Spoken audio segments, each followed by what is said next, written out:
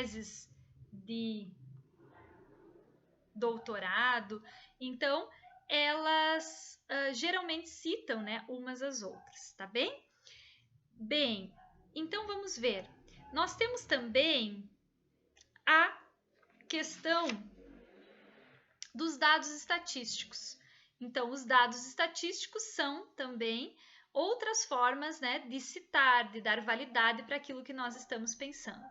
Ok, pessoal? Então, citar um dado que nós coletamos, ele vai reafirmando. E, por fim, a questão da causa e consequência, que também é uma estratégia. Então, você estabelece, por exemplo, se nós não usarmos máscaras na interação social, a consequência vai ser a contaminação. Então, eu posso levar alguém a uma mudança de comportamento argumentando que o uso da máscara, ele reduz em tantos % o uso, a contaminação por Covid-19. Então, é um exemplo aí que nós poderíamos ter. Bem, ainda nesta unidade, nós temos a questão da adequação do vocabulário para que a gente possa ter uma boa escrita e também possa gerar coesão e coerência.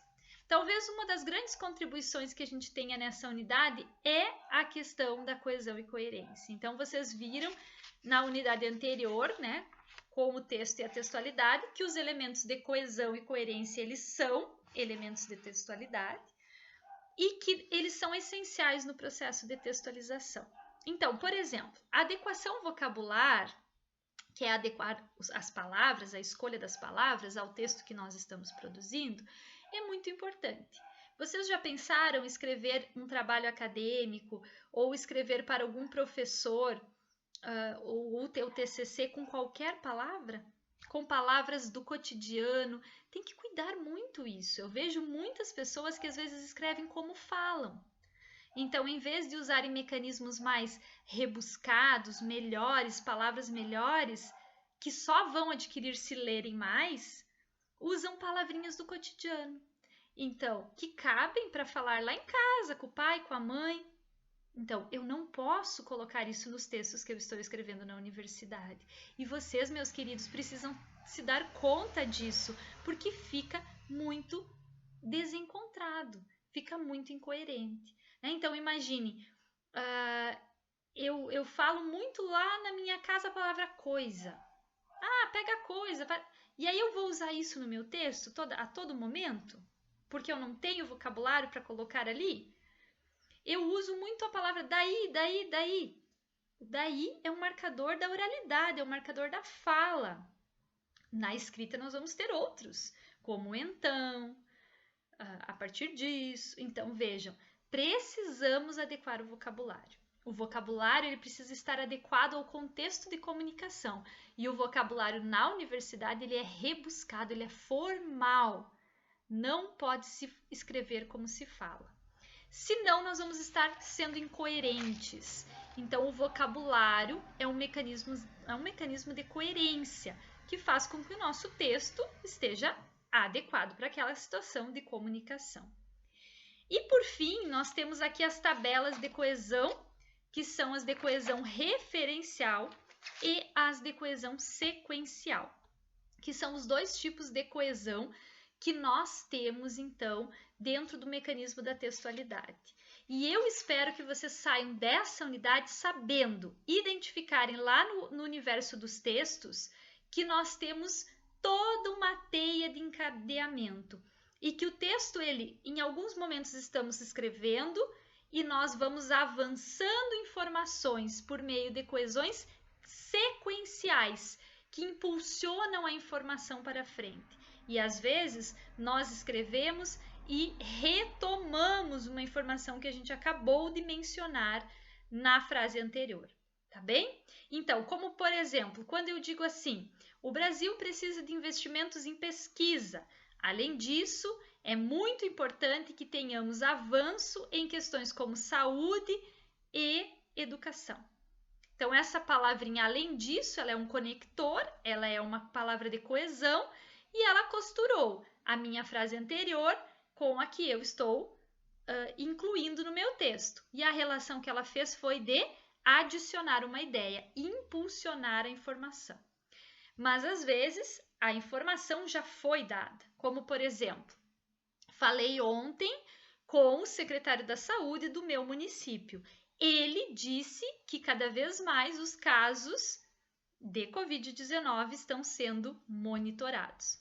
Então vejam, esse ele retoma o secretário de saúde, tá bem? E isso é coesão, mas é referencial, porque o ele se refere ao secretário de saúde. E assim são construídos os textos. Nós nunca usamos sempre as mesmas palavras, porque senão o texto fica muito repetido. Dentro das tabelas aqui, vocês têm vários exemplos de coesão referencial e coesão sequencial. Eu sugiro que vocês guardem muito essas tabelas e voltem a estudá-las sempre que precisarem, porque vocês vão ver que dentro dos textos há inúmeras pequenas palavrinhas que fazem a coesão referencial, como, por exemplo, pronomes pessoais, pronomes oblíquos, o seu, o sua, o que, quem, qual, cujo, do qual, da qual, que são os relativos que vão fazer costura e coesão. Esse, isso, esta, aquilo também faz esse tipo de coesão. E o quadro das sequenciais, que são as várias relações que uma palavrinha pode fazer. Por exemplo, quando eu uso por isso, logo, então, sendo assim, por sua vez, eu estou dando ao leitor uma ideia, então, de conclusão ou de causa e consequência. E aí que nós temos que atentar o que eu quero comunicar e qual é a palavrinha que está a meu favor para que eu faça isso. Tá bom, meus queridos? Analisem com atenção essas tabelas, façam a atividade que vocês precisam fazer, analisem como preenchem as lacunas, como há essas questões de retomada dentro do texto de uma informação. E se tiverem dúvidas, me chamem lá no fórum, mandem e-mail, né? Então não é porque nós não estamos numa sala de aula formal que nós não estamos em contato, bem pelo contrário. Vocês sabem e devem ter clareza que quando nós temos uma disciplina que de fato ela é toda em EAD, nós temos a mediação feita pelo material. Então esse material que está organizado para vocês é o material que deve auxiliá-los nesse processo. Se vocês tiverem dificuldade em entender esse material, em compreenderem aquilo que está ali escrito, aí sim nós temos as ferramentas de interação, de troca de ideias. Ok? Então vamos conversando e eu espero que de alguma forma os vídeos e aquilo que eu trouxe aqui ajude no entendimento de vocês nesta unidade. Não esqueçam de ler o livro, selecionem o livro para ler e também observem como vocês estão escrevendo, reflitam sobre estas questões na escrita de vocês. E qualquer coisa me perguntem, troquem uma ideia comigo lá no fórum. Tá bom? Então um abraço a todos, cuidem-se e até logo!